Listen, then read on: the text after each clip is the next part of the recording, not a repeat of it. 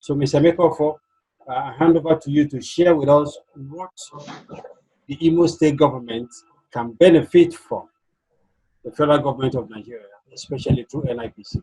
Thank you very much. Over to you. Thank you so much. I hope you can hear me. Yes, we can hear you. Okay. I would just like to use one of my slides, only the first page of the slides that spoke about Imo State. I think I'm unable to share from here. It says I can't share. They should enable you. We'll enable you to share right now. Please empower him quickly.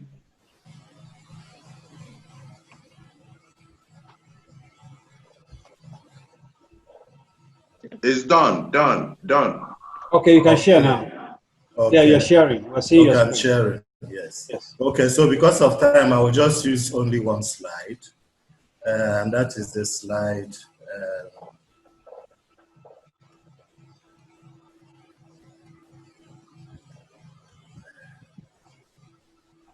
Okay, I just use this slide for my presentation. IEDI for this opportunity and for a great job they are doing in restarting Imo State and taking Imo State to the heights. I would like to say that in NIPC, we see Imo State, just like maybe every other person, as the heartland of Eastern Nigeria.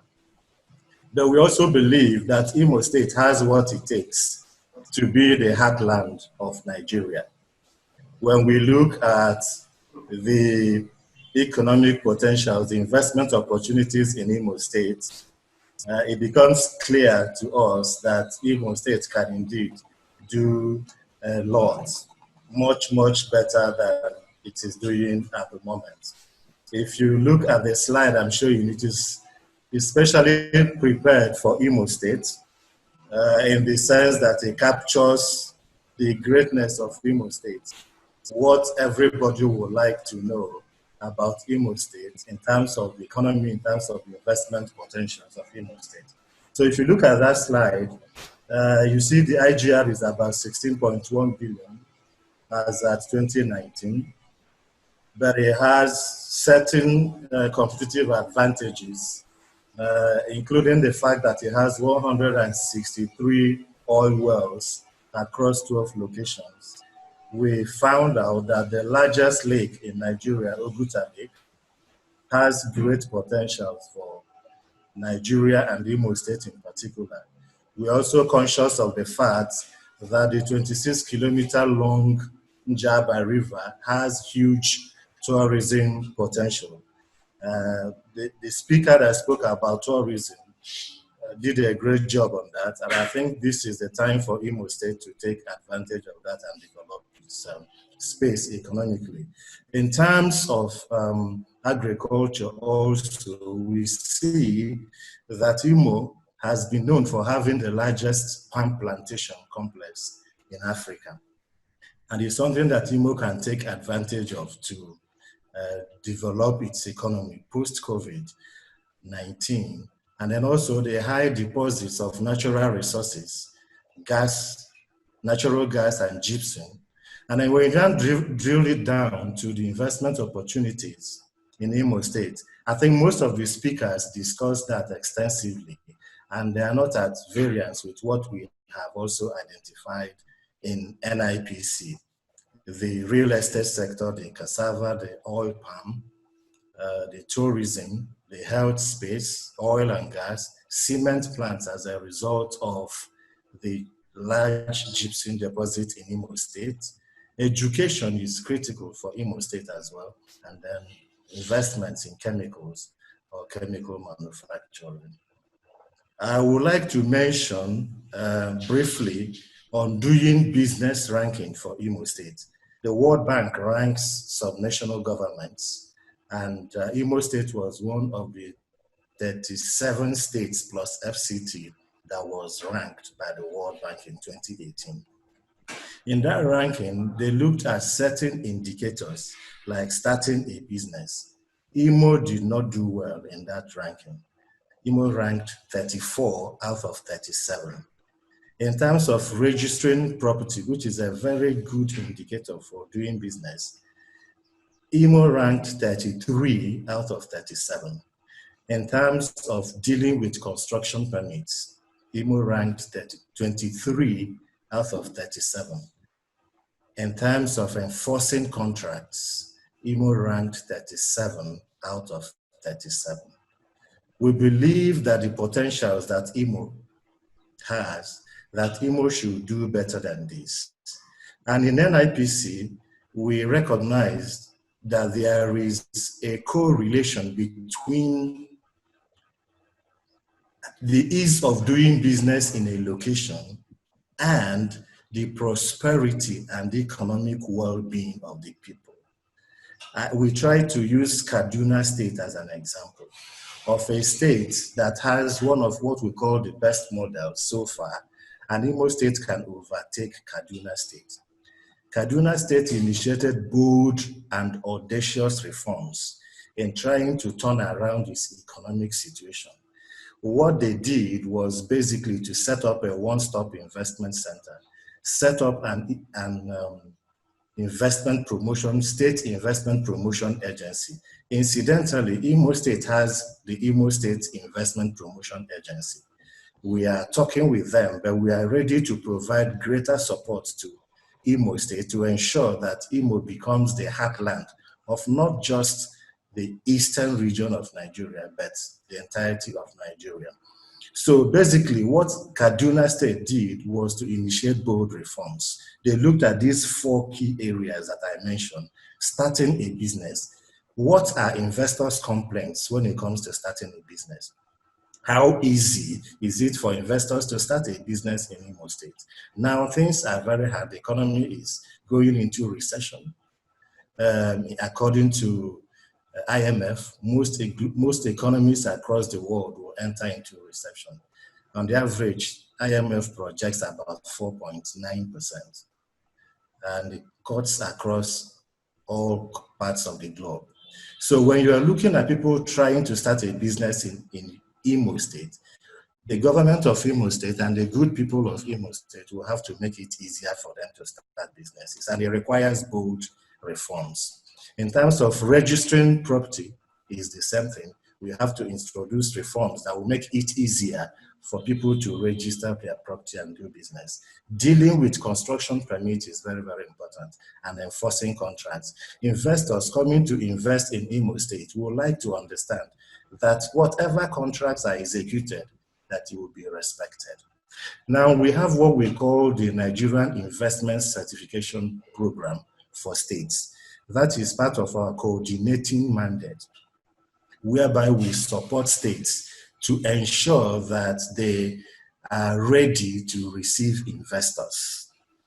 Now we use 3 standards. What we do is to train the states, use 3 standards to train them to ensure that they are prepared to receive investors. The 3 standards are information standards, which speaks to the fact that we need to have these the states ready to provide professional information to investors that are willing to invest in the state, both local and international. Now, the second one is the property standard. We also spoke about registering property, if you remember. And then property standard, Imo State will have to put in place sites and property that will fit the need of the investing public. Now, I'm happy with the discussion about the parks and the need for Imo State to have such mini parks, which will help investors to just plug into those parks and start to run. The next standard is the marketing standard.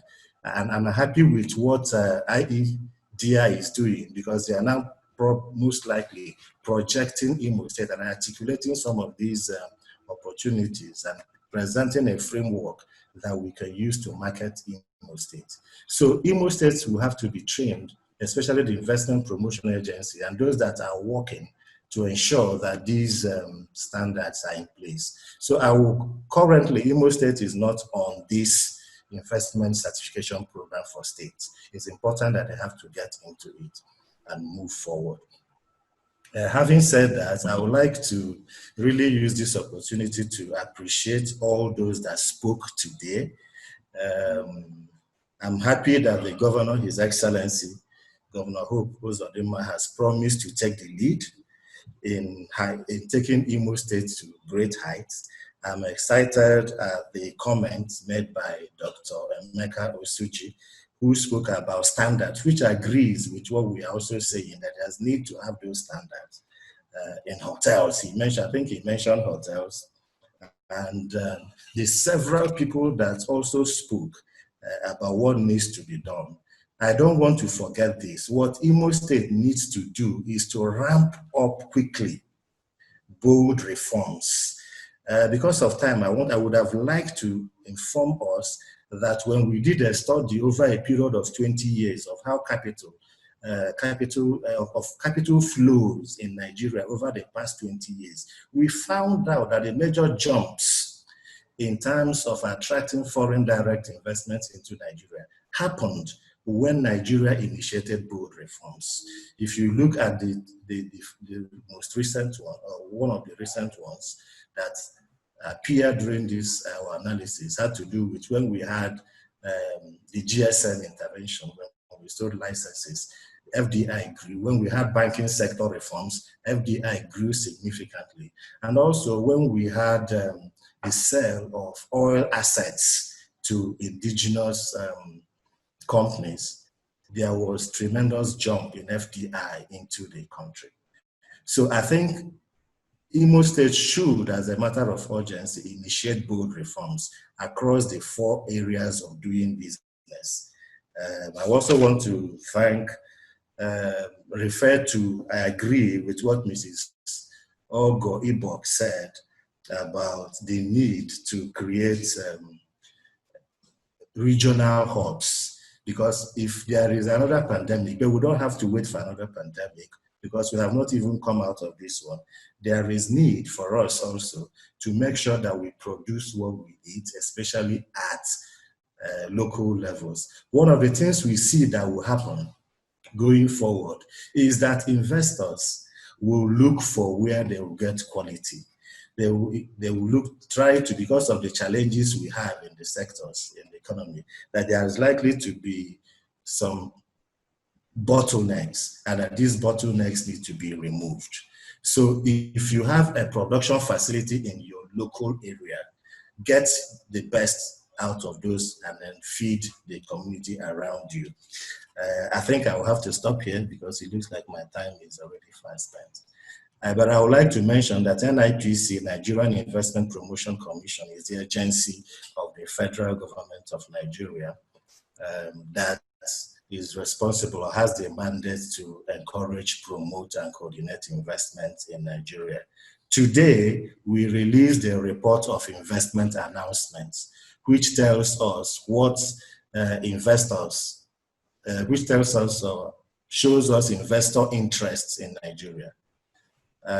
For the half year 2020, the investment announcement was $5 billion. When compared to 2019, it was $15 billion. So you can see that the projection of IMF and UNCTAD, they're beginning to materialize before us. So 15 billion first half of 2019 compared to 5 billion first half of 2020. It has always been difficult. Now is the time for us to ramp up reforms and get things to happen in Imo State and Nigeria. Thank you so much.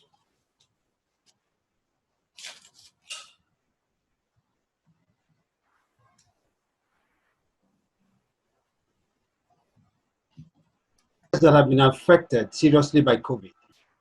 You have a slide that says these are the growth areas and these are the areas that have challenges. If you can quickly show us that slide so that the participants will each identify which areas where they are and what is happening. Okay, fantastic. I think that's slide number. maybe I should even speak on this slide, is very important.